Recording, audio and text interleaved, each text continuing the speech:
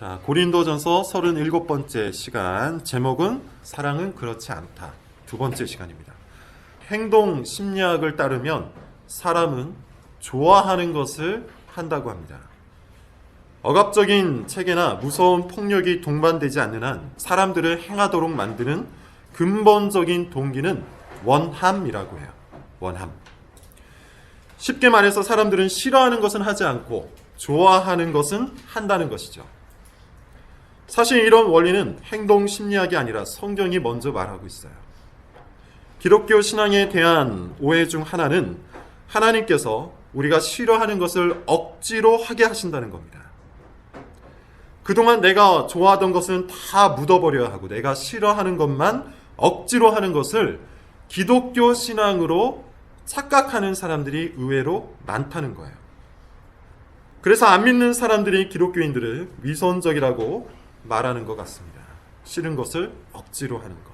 그들이 볼 때 예수 믿는다는 사람들이 기독교 윤리를, 기독교의 행동 강령을 기쁨과 즐거움으로 행하지 않고 정말 억지로 하기 싫은데 어쩔 수 없이 행하는 모습을 보고 위선적이다, 가식적이다 이렇게 평가할 수 있다는 것이죠.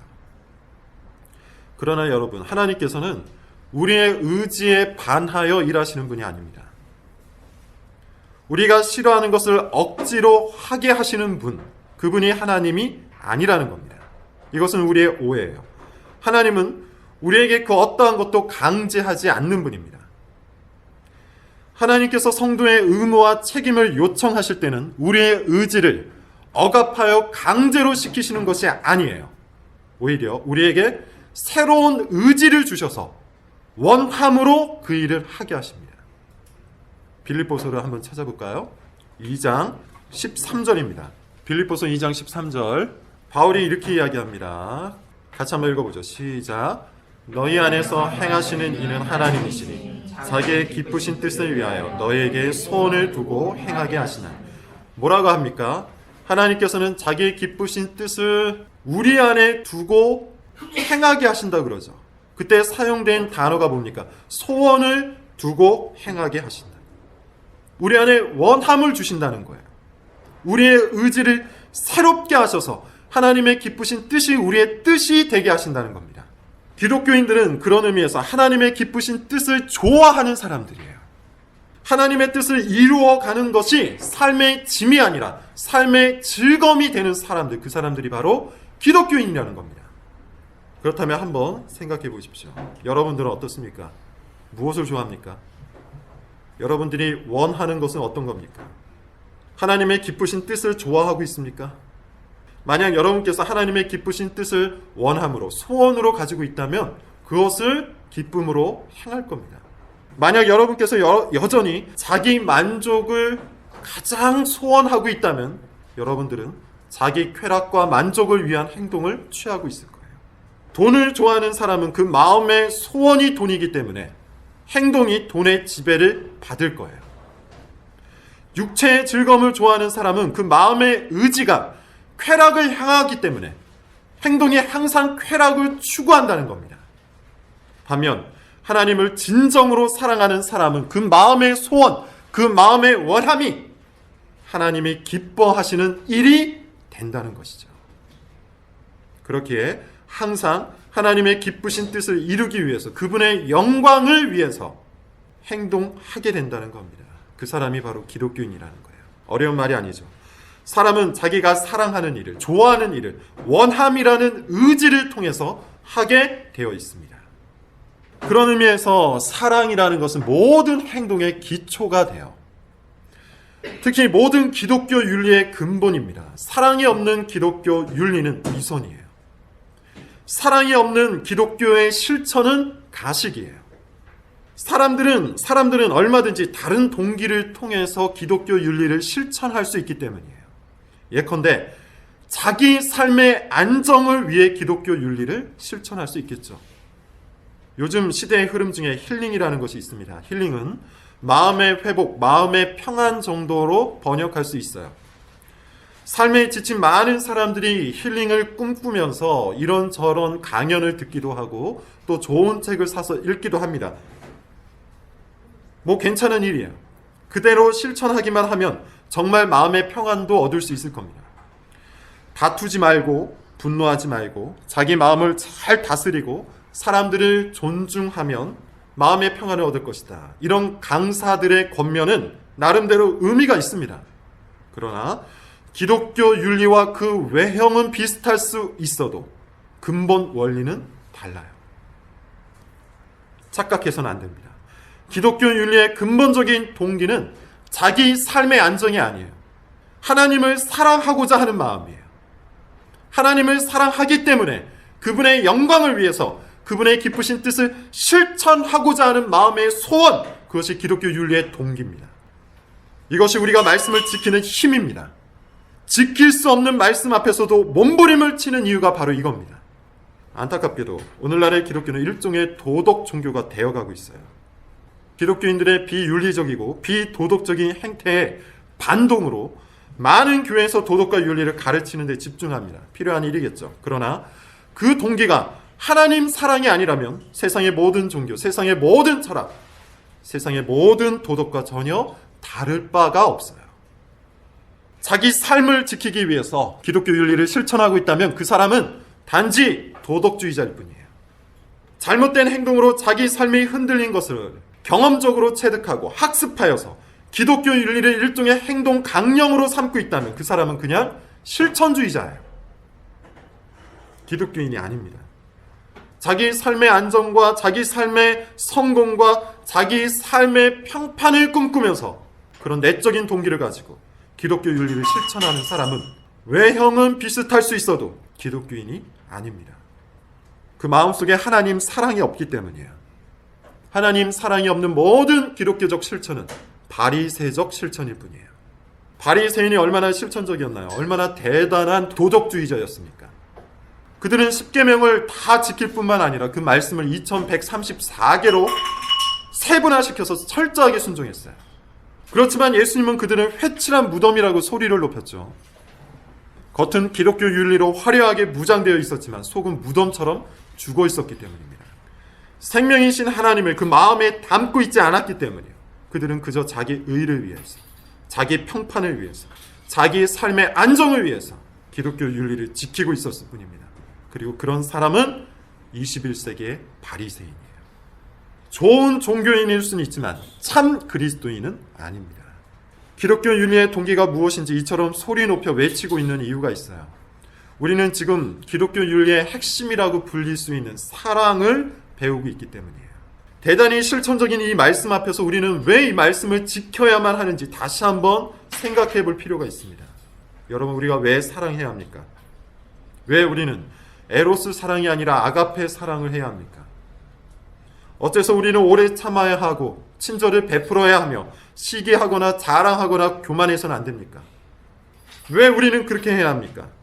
우리가 이와 같이 사랑하는 이유가 내 평판을 위한 겁니까? 나의 삶의 안정을 위한 겁니까? 성공을 위한 겁니까? 아니면 정말 하나님을 사랑하는 마음이 우리 마음의 소원이 되어서 우리의 원함이 되어서 이 말씀을 행하도록 만들고 있습니까? 무엇이 우리의 행동의 기초입니까? 자기 마음속의 동기를 잘 점검하시면서 오늘 설교를 들을 수 있기를 바랍니다. 오늘은 사랑은 그렇지 않다, 사랑의 부정적 속성 두 번째를 다루도록 하겠습니다. 지난번에는 세 가지를 살펴봤죠. 무엇이었습니까? 사랑은 시기하지 않는다, 사랑은 자랑하지 않는다, 사랑은 교만하지 않는다. 이렇게 세 가지였어요. 오늘은 나머지 5개를 보겠는데요. 다 살필 수는 없겠고 4가지만 먼저 우선적으로 보겠습니다. 오늘 본문을 다시 한번 읽어보죠. 5절, 6절입니다. 5절, 6절 시작. 무례히 행하지 아니하며 자기의 유익을 구하지 아니하며 성내지 아니하며 악한 것을 생각하지 아니하며 불의를 기뻐하지 아니하며 진리와 함께 기뻐하고. 자, 사랑은 무엇이라고 합니까? 무례히 행하지 않는 것이라고 해요. 또 사랑은 무엇이라고 합니까? 자기 유익을 구하는 것이 아니라고 합니다. 사랑은 성내지 않는 겁니다. 사랑은 악한 것을 생각하지 않는답니다. 마지막으로 사랑은 불의를 기뻐하지 않는다라고 이야기해요. 서인교의 편의상 3가지 상황을 염두에 두고서 둘씩 묶어 설명하겠습니다. 첫째는 일상적인 상황 속에서 사랑은 어떠해야 하는가. 둘째는 부당한 상황 속에서 사랑은 어떠해야 하는가. 셋째는 불의한 일을 만났을 때 사랑은 어떻게 행동해야 하는가예요. 그 중에 오늘은 첫 번째와 두 번째만 하도록 하겠습니다. 먼저 일상적인 상황 속에서 우리는 어떻게 사랑을 실천해야 합니까? 본문에서는 무례히 행하지 말고 자기의 유익을 구하지 말라고 해요. 이번 주에 한 여당 의원이 당대표를 향해서 심한 욕설을 퍼부었던 사건이 있었죠. 국회의원 정도 되는 사람이 자기 당의 대표에게, 그것도 10살 이상의 연장자에게 상스러운 욕설을 내뱉으면서 죽여버린다는 말을 했다고 하는데 참 뭐라고 평가하기 어려울 만큼 어이가 없었습니다. 우리 사회의 지도자가 가지고 있는 품격이 이 정도밖에 되지 않는다는 사실에 실망이 크기도 했죠. 무엇보다 충격적인 것은 이분이 기독교인이었다는 거예요. 수십 년 교회를 다닌 감리교 권사라고 해요. 참담한 일이죠. 기독교 신앙을 가진 사회 지도자가 술을 마시고 정신이 없는 상태에서 자기 당대표에게 상스러운 욕설을 했다는 변명을 어떻게 받아들여야 할지 모르겠더군요. 오늘날 기독교인들의 한 단면을 보여주는 듯해서 씁쓸했던 사건이었습니다. 사실 기독교인들의 무례함은 하루 이틀 이야기가 아니에요. 봉은사에서 땅밟기 기도를 하고 시주를 하는 스님 머리에 안수 기도를 하고 공공장소에서 큰 소리로 설교를 하는 행위가 뉴스를 타서 질타를 받기도 했죠. 해외에서도 마찬가지입니다. 상대의 문화를 이해하지 않고 공격적인 선교를 감행하여서 심지어 현지 선교사들에게도 욕을 먹는 선교단체가 있어요. 무례함을 담대함으로 착각하는 것이죠. 전도와 선교 상황뿐이 아닙니다. 무례함은 일상에 만연되어 있어요. 기독교인이라고 하면서도 식당 직원에게, 상점 종업원에게, 지하철에서 만나는 불특정한 사람에게, 또 부모님과 배우자에게 자기도 모르는 사이에 우리는 무례한 행동을 자연스럽게 합니다. 무례함이 행동에 배어 있다는 거예요. 그렇다면 우리는 왜 이토록 무례한 걸까요? 도대체 우리는 왜 이토록 사람들에게 무례하게 대하면서 그것을 당연하게 자연스럽게 받아들이는 걸까요? 본문이 말하고 있는 무례함을 원어적인 의미로 좀 풀이해보면 이런 뜻입니다. 다른 사람에게 돌아가야 하는 존중을 가로막다. 다시 한번 말씀드리죠. 다른 사람에게 돌아가야 하는 존중을 가로막다. 이것이 무례함의 뜻이에요. 다른 사람을 무시하고 부당하게 대하는 것. 같이 엮어서 하나만 더 살펴보겠습니다. 자기 유익을 구한다는 말도 풀이해보죠. 원어 성경과 ESV 영어 성경을 기초로 해보면 자기 유익을 구한다라는 말은 자기 방식으로 대한다는 뜻이에요. ESV는 its own way라고 되어 있어요. 자기 방식으로 대하다. 자기 방식을 주장하다. 따라서 이 두 가지를 묶어서 의역을 해보면 이렇습니다. 다른 사람을 존중하지 않고 자기 방식만을 주장하는 것은 사랑이 아니다. 자, 이 정의에 따르면 우리 행동이 참 많은 부분에서 사랑이 아니라는 것을 알 수 있습니다. 우리는 사랑을 베푼다고 하면서도 심지어 자기 방식을 고수하면서 베풀잖아요. 우리는 친절을 베푼다고 하면서도 오로지 자기 방식만을 고수하잖아요. 자, 이제 내가 너에게 친절을 베풀 텐데 너는 그것을 그냥 받아 누려라. 방식은 따지지 말아라. 나는 친절을 베풀었고 너는 그것을 친절로 느껴라. 이렇게 생각하는 사람들이 많다는 겁니다. 위에서 말한 전도의 예를 생각해보죠. 우리는 당연히 전도를 해야 합니다. 담대하게 선교도 해야 합니다. 그러나 상대를 존중하고자 하는 마음이 없이 상대의 문화와 상대의 방식을 깡그리 무시한 채 막무가내로 하는 것은 전도가 아니에요. 올바른 기독교 신앙이 아닙니다. 제 말이 아니에요. 바울의 말입니다. 우리가 이미 살펴봤던 말씀인데요. 고린도전서 9장 20절 21절을 찾아보세요. 전도와 선교의 전문가라 불릴 수 있는 바울이 이와 같이 이야기를 하네요. 9장 20절 21절 같이 읽어보죠. 시작. 유대인들에게 내가 유대인과 같이 된 것은 유대인들을 얻고자 하며 율법 아래에 있는 자들에게는 내가 율법 아래에 있지 아니하나 율법 아래에 있는 자 같이 된 것은 율법 아래에 있는 자들을 얻고자 하며 율법 없는 자에게는 내가 하나님께는 율법 없는 자가 아니요 도리어 그리스도의 율법 아래에 있는 자이나 율법 없는 자와 같이 된 것은 율법 없는 자들을 얻고자 하며. 뭐라고 말하고 있죠? 바울이 유대인에게는 유대인과 같이 이방인에게는 이방인과 같이 된 것은 무엇 때문이라고 합니까? 그들을 얻고자 함이죠.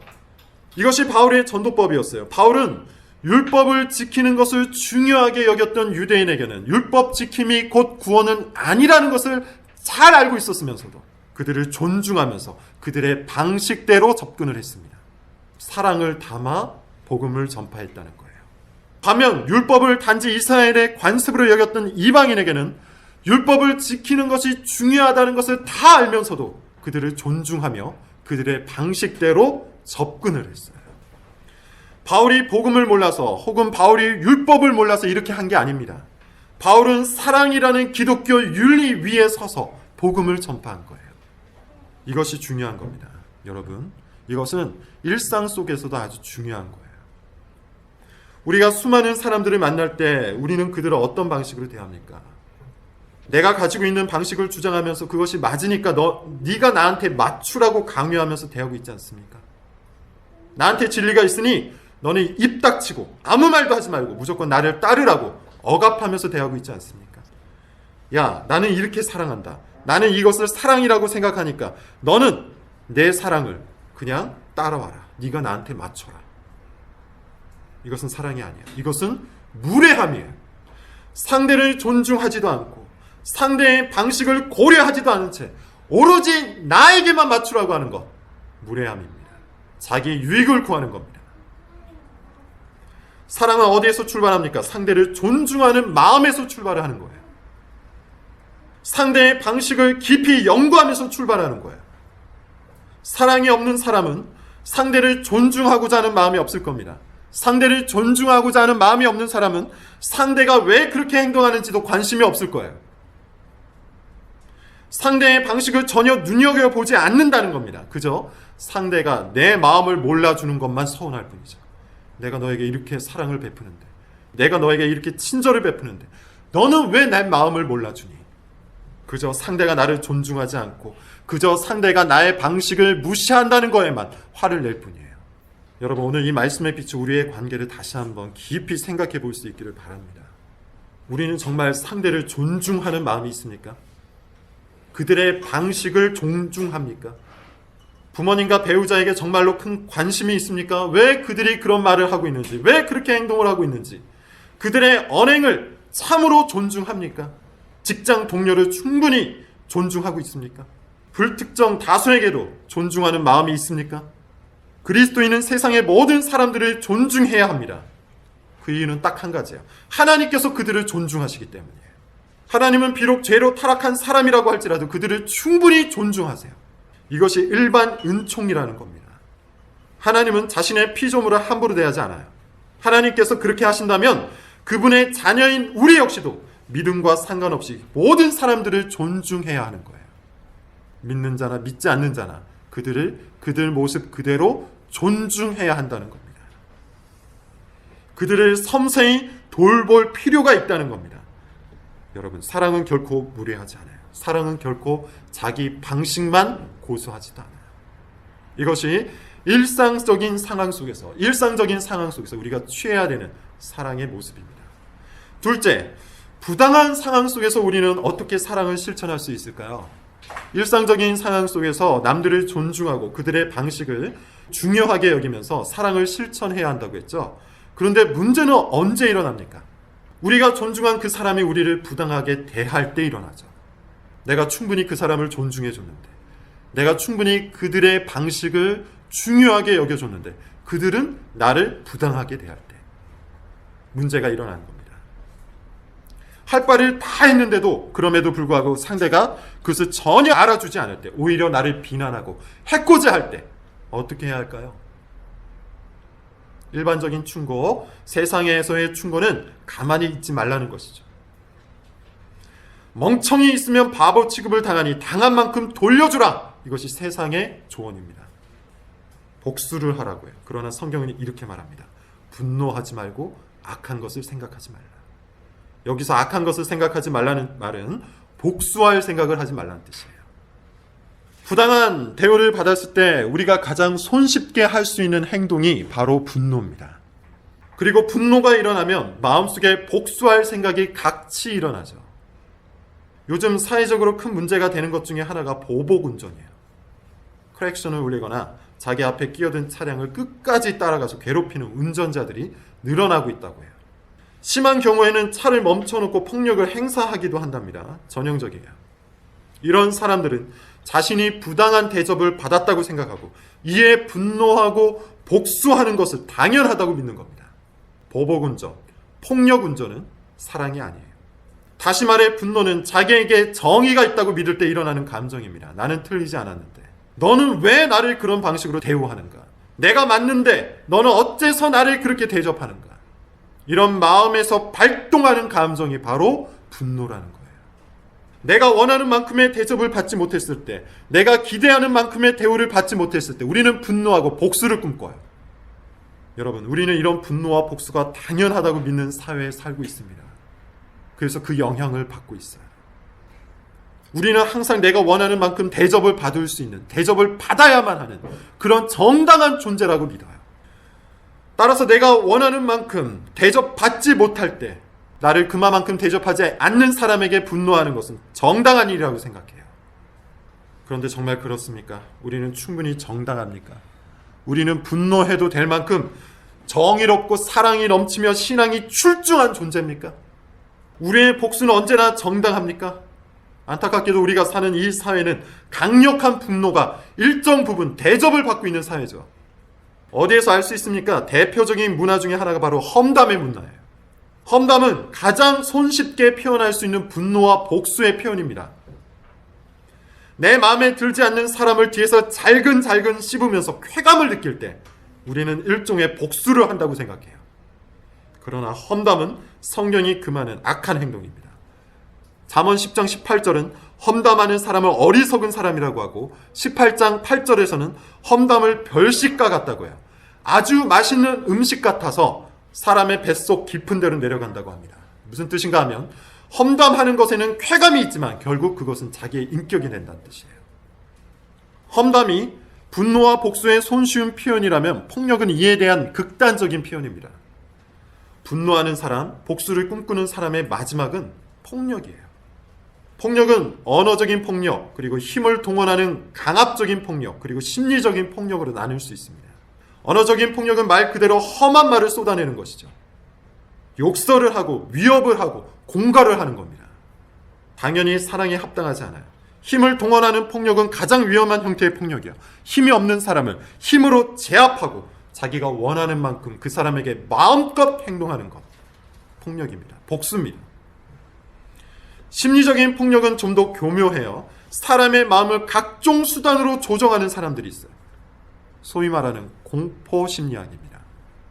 이렇게 하면 위험할 것이다, 저렇게 하면 큰일 난다, 이런 식으로 사람의 마음을 조종하여서 그 사람을 공포에 떨게 만드는 거예요. 이 역시도 일종의 폭력입니다. 복수를 꿈꾸는 사람은 각종 악한 생각을 끊이지 않고 합니다. 그 악한 생각은 매우 창의적이어서 어떻게 하면 내가 미워하는 사람, 나를 분노케 한 그 사람을 해할 수 있을지 가진 생각이 내 마음속에서 우러나와요. 머릿속에 그 사람을 해할 수 있는 수많은 경우의 수가 떠오른다는 겁니다. 사람이 그와 같이 악하다는 거예요. 스스로 한번 생각해 보십시오. 복수하고 싶은 사람에 대해서 우리가 어디까지 악한 생각을 할 수 있는지 다 아시잖아요. 우리는 그렇게 악한 생각을 아주 잘하는 존재입니다. 그렇다면 어떻게 하면 이 분노와 복수하고 싶은 마음을 멈출 수 있을까요? 어떻게 하면 이 악한 생각을 물리칠 수 있습니까? 먼저 로마서 5장 10절을 읽고 찾아보도록 하죠. 로마서 5장 10절입니다. 복수와 분노를 정당하게 여기는 사회 속에서 우리는 하나님께서 말씀하신 기독교 윤리를 붙들고 살아야 되는데 그것이 바로 사랑입니다. 그리고 우리가 이와 같이 복수하지 않고 분노하지 않고 사랑해야 하는 가장 강력한 근거가 로마서 5장 10절에 있어요. 같이 한번 읽어보죠. 자, 시작. 곧 우리가 원수 되었을 때 그의 아들의 죽으심으로 말미암아 하나님과 화목하게 되었은지 화목하게 된 자로서는 더욱 그의 살아나심으로 말미암아. 여러분, 우리가 원수였습니다. 우리가 원수였다는 거예요. 우리가 하나님을 진노케 하는 존재였다는 겁니다. 우리는 하나님의 진노와 복수를 받아 마땅한 존재였다는 거예요. 이것을 결코 잊어서는 안 돼요. 만약 하나님께서 우리처럼 분노하고 우리처럼 복수를 꿈꾸셨다면 우리는 영원히 하나님과 원수가 되었을 겁니다. 영원히 하나님의 진노를 받았을 거예요. 그러나 선하신 하나님께서는 우리가 원수가 되었을 때 우리를 먼저 사랑해 주셨어요. 우리가 원수가 되었을 때 우리에게 복수하지 않고 복을 주셨습니다. 이것을 생각해야 돼요. 악한 생각이 우리 마음과 생각을 괴롭힐 때 우리는 하나님의 선하심을 묵상해야 돼요. 원수 되었을 때 우리를 끝까지 사랑하심으로 우리를 화목해 하신 하나님의 사랑을 생각할 때 분노와 복수하고자 하는 악한 생각에서 벗어날 수 있다는 겁니다. 여러분, 분노하고 복수하고 싶은 이유 중에 하나가 무엇이죠? 그 부당함을 내 손으로 끊어버려야 한다는 생각 때문이죠. 그러나 복수는 나에게 속한 것이 아니에요. 무엇보다 우리는 복수할 수 있는 존재가 아니에요. 우리의 정체성이 무엇인지 안다면 우리는 결코 복수할 수가 없습니다. 이렇게 말할 수 있을 거예요. 그래도 너무 억울하다. 나는 너무 부당한 취급을 당했다. 악한 사람들을 그렇게 내버려두면 계속해서 그들이 악할 것 아닌가. 내가 무엇이든지 해야 되지 않나. 나를 부당하고 악하게 대한 그 사람에게 내가 그에 걸맞는 어떤 대응을 해야 되는 거 아니냐. 분노를 표출하고 복수를 해줘야 되는 거 아니냐. 그래야만 이 사회가 그리고 저 악한 사람이 조금 변하지 않겠는가. 이것이 우리가 가지고 있는 일반적인 생각입니다. 그러나 하나님의 생각은 우리의 생각과 달라요. 복수는 우리에게 속해 있는 것이 아닙니다. 이번 주에 아주 커다란 사건 하나가 있었죠. 알파고와 이세돌의 바둑 대전이었습니다. 바둑이 이루어지기 전에 사람들은 일반적으로 이세돌이 크게 앞설 것이라고 생각을 했어요. 그런데 의외로 3판 연속으로 졌습니다. 저도 바둑을 잘 알지는 못하지만 해설을 들으면서 같이 살펴봤는데요. 이런 말을 많이 하더라고요. 알파고가 지금 실수를 했다. 잘못 두었다. 저 수는 커다란 실수일 것이다. 그런데 시간이 흐르면서 점점 뭐라고 이야기하죠? 알파고가 실수했다라는 그 수가 사실은 묘수였다고 이야기를 해요. 인공지능의 대단함을 살펴볼 수 있는 한 주였습니다. 제가 그 이야기를 들으면서 이런 생각을 했어요. 인공지능, 사람의 머리보다 훨씬 더 많은 것을 계산하고 훨씬 더 많은 경우의 수를 한 번에 들여다볼 줄 아는 이 인공지능도 사람이 볼 때는 실수를 사실은 묘수로서 둘 수 있다면 온 우주를 통치하시고 모든 경우의 수를 이미 알고 계신 하나님이 두시는 그 수는 실수일까요? 묘수일까요? 당연히 묘수 아닐까요? 그런데 그 묘수를 두고 우리는 뭐라고 이야기하는 겁니까? 실수라고 얘기하는 거예요. 하나님, 이것은 실수입니다. 나에게 부당하게 대한 이 사람, 내가 내 손으로 복수해야 이것이 묘수입니다. 근데 하나님께서는 뭐라고 말씀하시는 거예요? 복수의 권한은 나에게 있다. 다윗을 생각해 보십시오. 우리가 볼 때 얼마나 답답합니까? 사울처럼 악한 왕의 모든 행동에 다윗이 어떻게 대했죠? 끝까지 인내했죠. 끝까지 참아냈죠.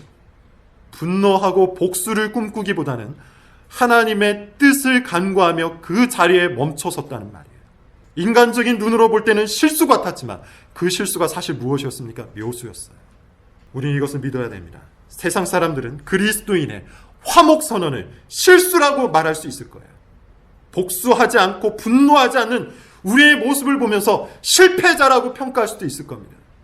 예수님처럼 십자가에 못 박히는 우리의 모습을, 십자가의 길을 끝까지 걷고자 하는 우리의 몸부림을 실수라고 말할 수 있을 겁니다. 그러나 하나님의 바둑판에서는 이것이 묘수가 될 줄로 믿습니다. 사랑은 하나님께서 운영하시는 이 세상 가운데 두어진 최고의 묘수입니다. 이것을 믿으시고 이번 한 주 동안 사랑을